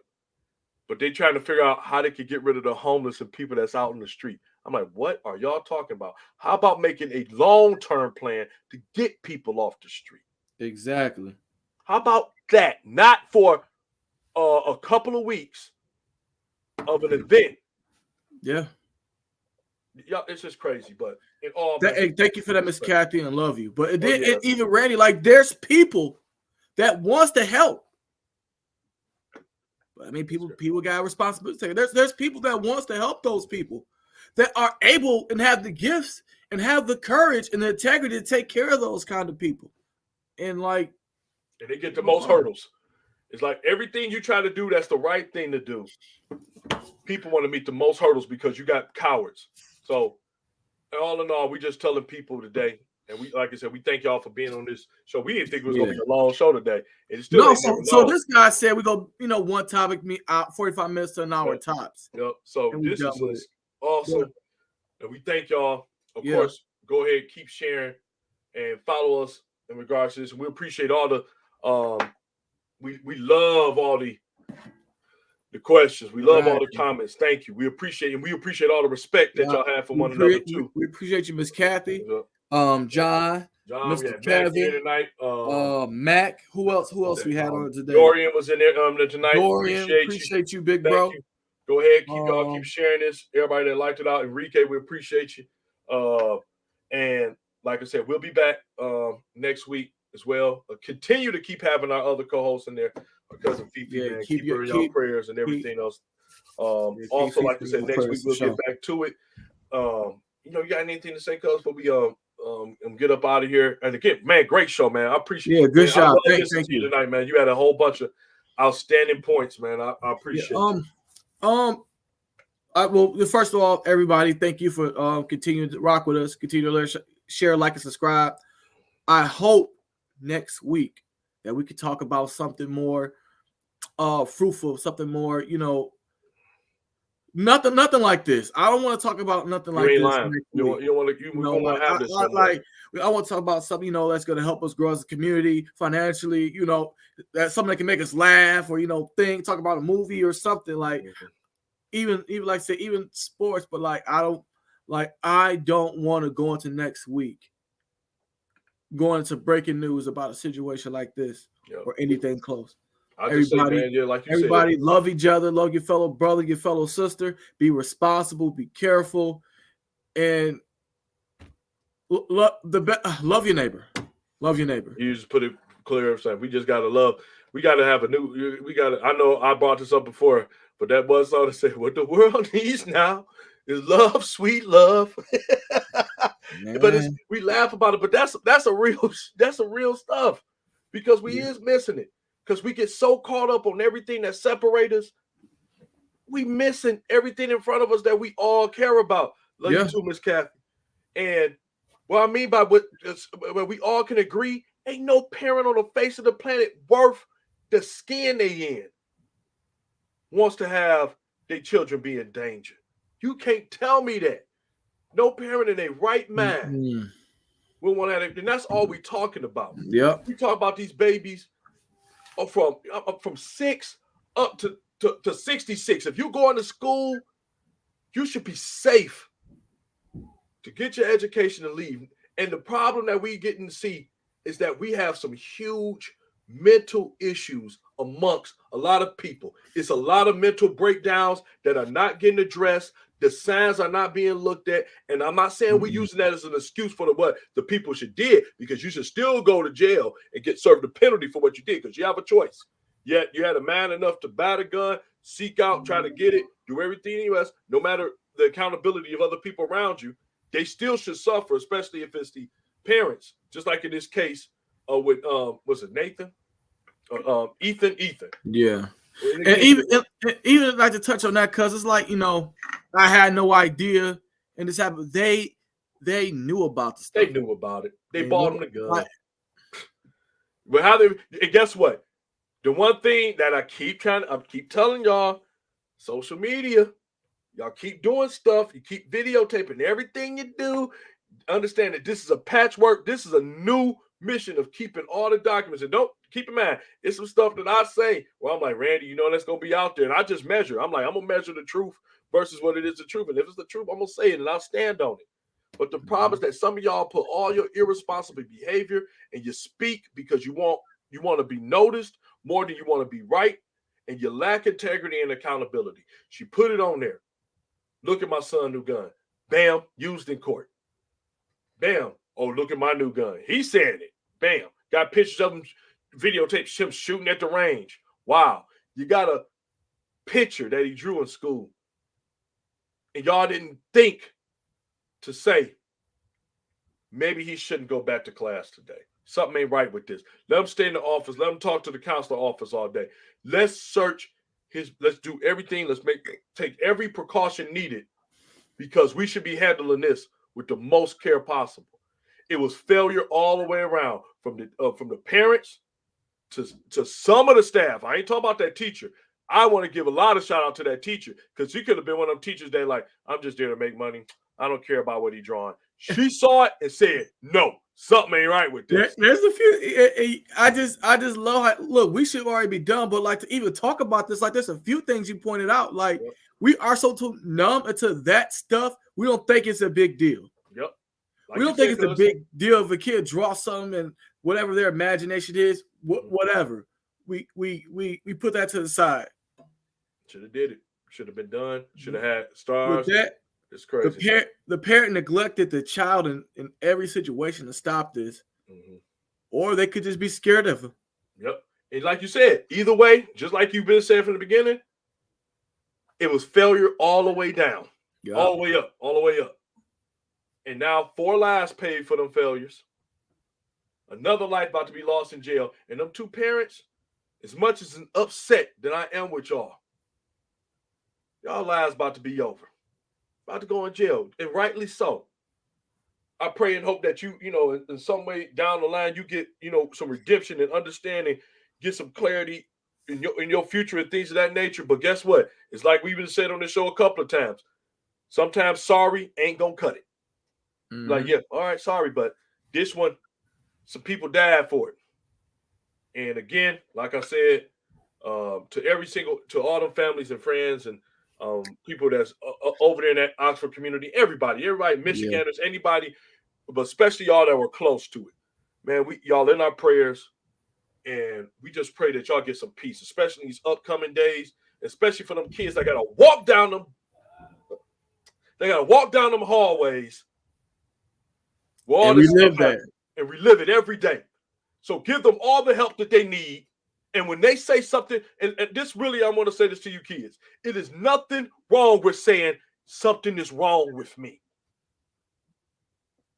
It don't make you weak. If it's something wrong with you and you ain't feeling right by being there in that school, you tell somebody, do what you got to do. Go, period. Staff members too, because that's not a regular day incident. No, absolutely not. Don't go there doing it. It ain't nothing strong about trying to pretend that you ain't weak right now. Ain't nothing all right with that. Go, Randy. That's crazy. Talk. I just cannot believe it. My heart, I'm trying to keep from getting all teary because I can't even imagine walking down the hallway where you got to see your friend that was murdered every day for the next time you got to get out of school. It'd make me enough to say, Mom, can I switch schools? I don't want to be here no more. Can I just go? Can I just do school from home? You're going to have kids with all them emotions. I just want to do it from home. So if this nation and you old cowardice men and women, especially you two stupid, just ignorant thinking individuals that put them pictures up there, so insensitive, talking about trying to rally the NRA. But think about this. I'm both of them two senators. Think about this. What if your kids went to school the next day and a mass shooter came in there and killed them? Would you change? And God knows I'm not putting that on y'all. I would. Hey, you know what, Randy? I was alluding to that when I was making those comments, saying, "Hey, like, well." Yep, I know you like, was. Well, you want the best. I just didn't want to say that, but hey, that's how we got to keep it on filter, man. Like, it's just crazy, man. I just think about like, man, dang, them kids. I can imagine having to talk to my daughter, and she tell me, Dad, I don't want to go back to school no more. I can't blame her. These kids, man, and like you said, the one thing that you said, I know we talk about, but this is just passionate, and y'all still here, we here. I'm telling y'all, the thing that gets me the most, that just it hits so hard, is that things like this can be prevented. Ain't nothing worse than stuff that can be prevented. Yep. But people don't want to put in the work. They don't want to put in this work to do it, man. You don't love. I tell you, if y'all gotta love them enough. I don't care what you are. I don't care if you are the most uneducated hick in Wyoming, in some place like that. I don't care if you were the most uneducated person in one of the biggest slums and ghettos in one of the biggest urban areas. I don't care if you're the most elite in New York, Los Angeles, Detroit, Chicago, wherever you at, black, white, orange, purple. You cannot tell me and sit there and say that you don't care about innocent kids getting murdered. And if you can, and I mean this, I say it in love, you should probably get one of the biggest, thickest chains you can find. Get a big padlock. That's the hardest one to open. Tie that chain around your neck. Lock it, attach it to an F-150, and have somebody drive it off the pier, because you are no use to human society. What an imagination, Randy. Do you need to get checked out? Right, like I'm just so. Do you need to get checked out? Like, hey, right, like I need like that. That's kind of messed up. I just cannot believe anybody would have a problem with gun legislation that would keep our kids safer. I just don't understand it. I'll be the first one to volunteer to get in that line and say, you know what? Do every background check you need to do. This ain't about taking away guns. This about is trying to get guns out of the hands of people who are mentally incapable of doing the right thing with them. Exactly. Guns should be the last method. It's called a defense. The last line of defense. It shouldn't be that you're getting pissed and somebody making you so upset, so now you got to take out a gun because you want to end the conversation instead of have diplomacy. That's not the way that we do it. Right. That's the way it shouldn't be done. I'm going to say one more thing that Marcel said, and I think we will probably be done. Absolutely. And it's like to what you said. He said, some communities think they are untouchable until the incident happens. Woo, Sale.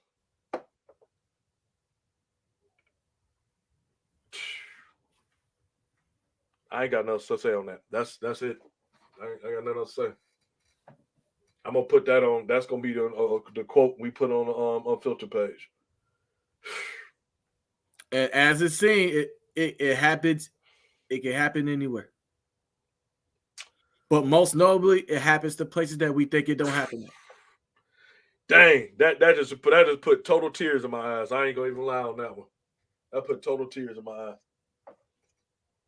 Because I never think that it will happen in an elementary school. There's no reason I would think that happened. Guys, thank y'all for sharing, liking, subscribing. We'll see y'all next time. Hopefully, we're in a better mindset, in a better mood, on a better topic. Until then, we'll catch y'all later. Catch you later. Love y'all.